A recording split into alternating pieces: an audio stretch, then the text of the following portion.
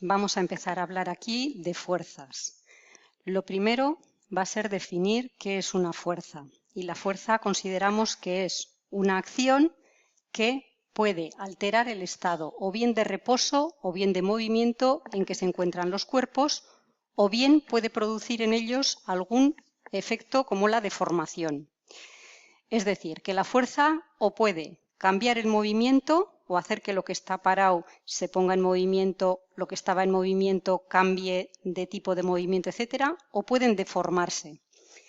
Hay fuerzas que actúan por contacto, es decir, es necesario que la fuerza contacte directamente con el objeto para producirse un efecto en él.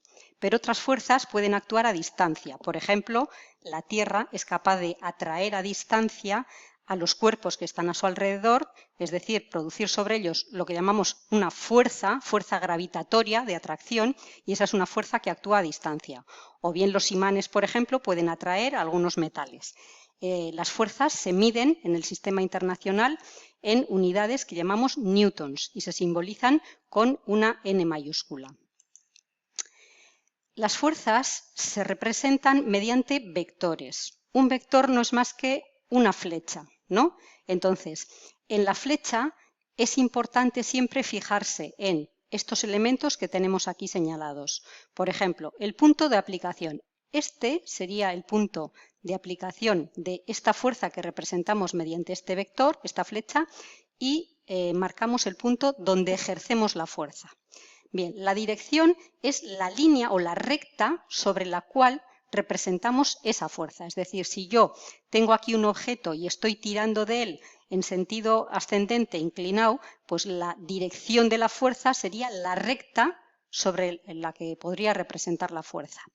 El módulo es la longitud de la flecha y el módulo me indica la intensidad de la fuerza. Si yo represento una fuerza muy intensa, entonces tengo que poner un módulo muy grande. La fuerza más pequeña le corresponde una longitud o un módulo más pequeño. Y el sentido es hacia dónde va la flecha. En este caso el sentido es ascendente. Podría ser al revés, podría ser desde el punto de aplicación sentido descendente. Uno de los efectos de las fuerzas hemos dicho que son la de producir deformación en los cuerpos. En el caso de que produzcan deformación, los cuerpos van a responder de distintas maneras según el material del que estén formados, por ejemplo, o según la forma como se aplica la fuerza o el tiempo en que se aplica, o etcétera. Entonces, según cómo se comporten los cuerpos al deformarse, hablamos de cuerpos rígidos, que son aquellos que no se deforman, sino que si se aplica sobre ellos una fuerza muy intensa, lo que hacen es romperse.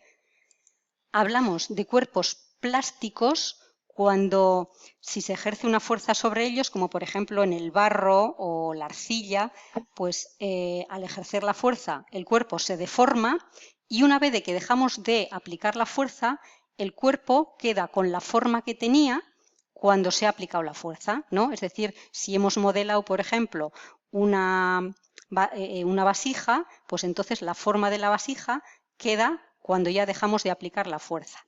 Y el tercer tipo de cuerpos son los cuerpos elásticos. Son cuerpos, por ejemplo, esta goma que tenemos aquí, que la podemos tensar si ejercemos una fuerza sobre ella, pero cuando dejamos de ejercer la fuerza, la goma va a recuperar su forma inicial.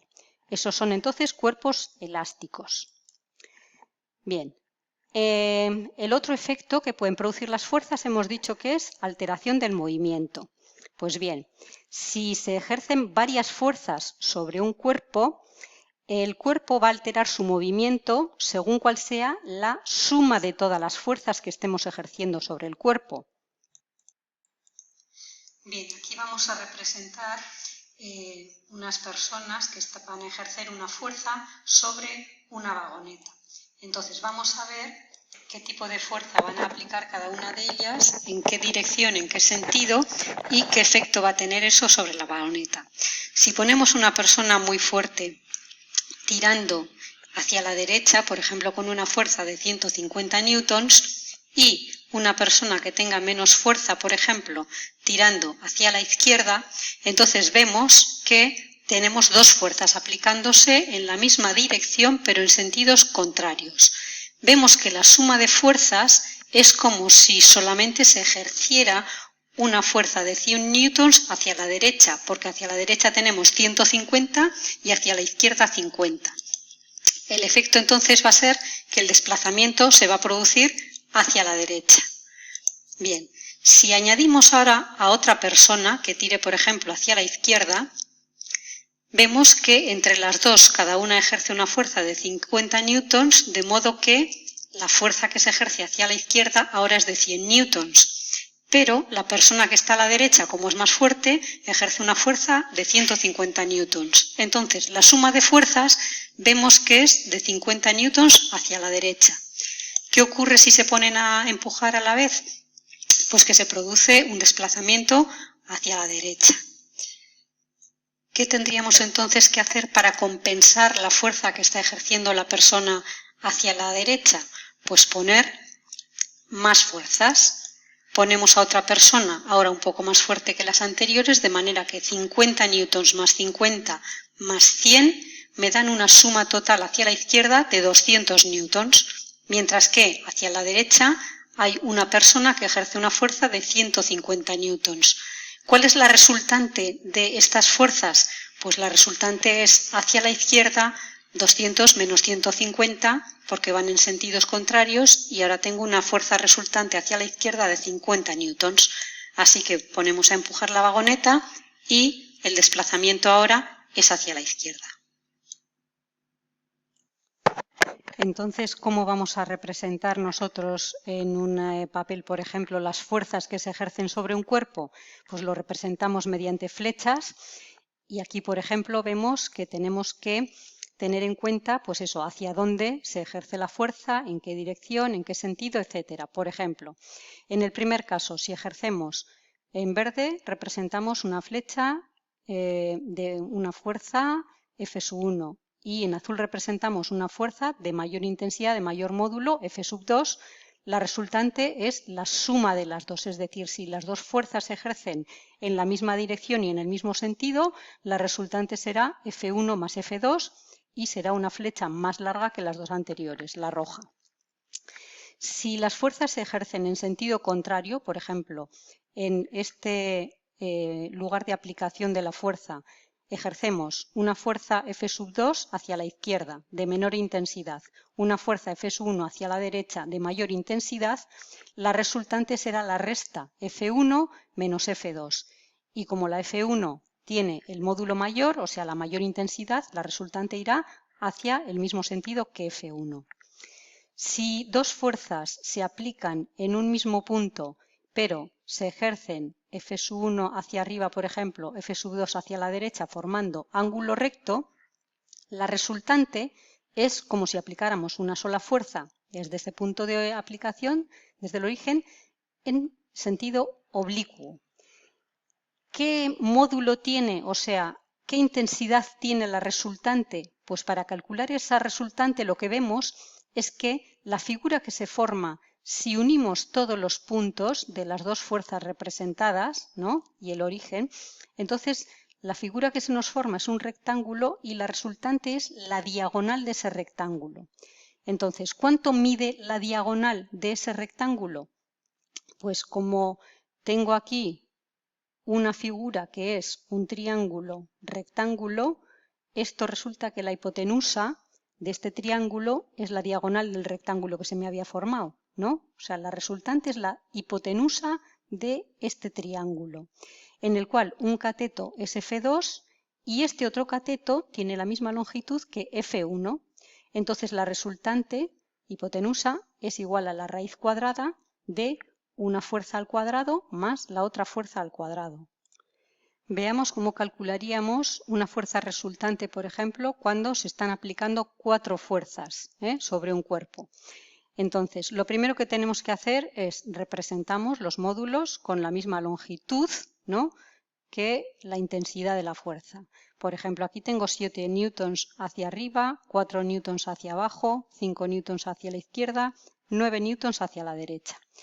Vamos a ir calculando resultantes en cada uno de los ejes. Por ejemplo, en el eje vertical.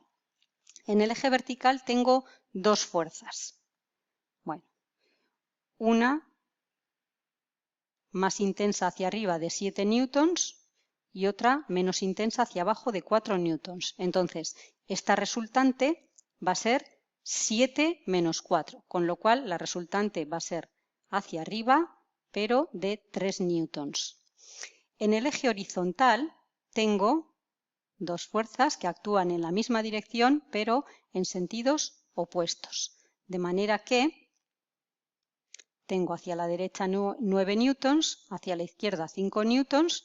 Entonces, la resultante en este eje va a ser 9 menos 5 en sentido hacia la derecha, es decir, 4 newtons hacia la derecha. Pues bien, estas dos resultantes ahora las tengo que aplicar, 3 newtons ascendente, 4 newtons hacia la derecha. Hemos dicho que la resultante va a ser, voy a ponerlo en otro color, por ejemplo en azul, la resultante va a ser una fuerza ejercida así en sentido oblicuo. ¿Qué módulo va a tener esta fuerza aplicada entonces como resultante de las 4 que teníamos? Pues si cerramos aquí esta figura, hemos dicho que esto es un rectángulo, luego uno de estos trozos es un triángulo rectángulo. De modo que la resultante total, R, es la hipotenusa de un triángulo cuyos catetos son 4 y 3. Así que la hipotenusa es la raíz cuadrada de un cateto al cuadrado más el otro cateto al cuadrado. Así que raíz de 16 más 9, que es raíz de 25, por lo tanto la resultante es en sentido oblicuo de 5 newtons. Y ahora comentamos un poco las leyes de Newton. Las leyes de Newton son 3. La primera es la ley de la inercia. Lo que nos dice esta ley es que si no interviene ninguna fuerza, o bien la resultante de todas las fuerzas que intervienen sobre un cuerpo es 0, entonces el cuerpo se mantiene tal y como estaba. Si estaba en reposo, sigue en reposo. Y si estaba en movimiento, pues sigue con el mismo movimiento. Es decir, cuando tenemos o bien un movimiento que es uniforme o un cuerpo que está en reposo, eso quiere decir que o bien no se aplica ninguna fuerza sobre él o que la suma de todas las fuerzas que se aplica sobre él es 0. En el caso de que sí que se aplique unas fuerzas, entonces tenemos que aplicar la segunda ley de Newton, que es el principio fundamental de la dinámica. Lo que nos dice es que el conjunto de las fuerzas que actúan sobre un cuerpo va a producir sobre él un movimiento que es acelerado, de manera que la suma de todas las fuerzas es igual a la masa del cuerpo por la aceleración que tiene. Suma de fuerzas es masa por aceleración. Y la tercera ley de Newton es el principio de acción y reacción, que dice que a toda fuerza de acción le corresponde una fuerza igual, pero de sentido contrario, que es una fuerza de reacción. Es, por ejemplo, lo que ocurre cuando un patinador se pone a empujar de forma muy intensa hacia una pared. Ejerce una fuerza, entonces, hacia la pared, que podemos decir que es la fuerza que ejerce el cuerpo 1 sobre el 2, y lo que hace la pared es responder hacia el patinador con una fuerza igual y en sentido contrario. Y eso hace que el patinador comience a desplazarse hacia atrás por la fuerza de reacción. Un ejemplo de un ejercicio relacionado con las leyes de Newton sería este. Tenemos un cuerpo de 15 kilos, es decir, masa igual a 15 kilogramos, y actúan sobre él una serie de fuerzas. Bien, la suma de las fuerzas es lo primero que tenemos que calcular. Como tenemos 30 newtons hacia la izquierda y 30 newtons hacia la derecha, en este eje la suma de fuerzas es 0. Es como si no se ejercieran fuerzas en dirección horizontal, pero sí que hay una dirección vertical. En la dirección vertical lo que tenemos es que la suma de las fuerzas va a ser 50 newtons descendente menos los 5 newtons ascendente, me dan una fuerza resultante total de 45 newtons en sentido descendente. Bien, para calcular la aceleración, como sabemos que la suma de todas las fuerzas que se ejercen sobre un cuerpo es igual